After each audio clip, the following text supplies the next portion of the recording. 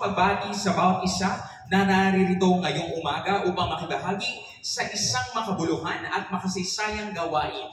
Ang seremonya ng pag-aali ng bulaklak bilang bahagi ng ating pagdiriwang ng Balagtasan Festival 2026. Ang araw na ito ay hindi lamang pagtitipon, kundi isang taimtim na paggunita at pagpupugay kay God Francisco Balagtas, ang ating dakilang makata, haligi ng panitikang Pilipino at simbolo ng talino, talas ng isip at pagmamahal sa bayan. Sa pamamagitan ng seremonyang ito, muli nating binubuhay ang diwa ng kanyang mga akda at ang kanyang malalim na ambag sa ating pagkakakilanlan bilang mga Pilipino. Sa puntong ito, inaanyahan ko po ang lahat na tumayo upang awitin ang ating pambansang awit. Sabay-sabay po natin itong bigyang pugay sa saliw ng ating pambansang awit, ang Lupang Hinirang, na pangungunahan ng Pambansang Pulisya ng Pilipinas. Mga kababayan, ang pambansang awit ng Pilipinas.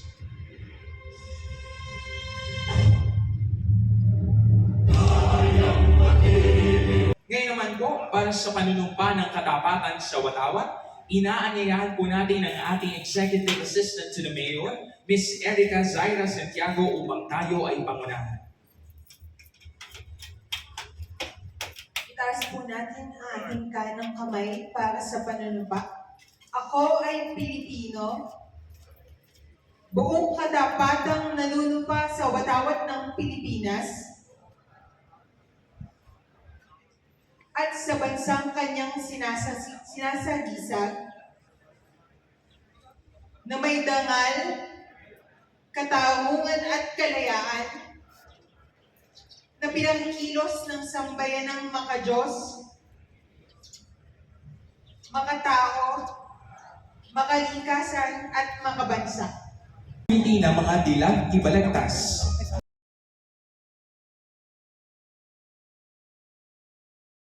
Luyod sa bagong Pilipinas, inaanyayahan ko po ang lahat na makisabay sa pag-awit ng himno ng bagong Pilipinas.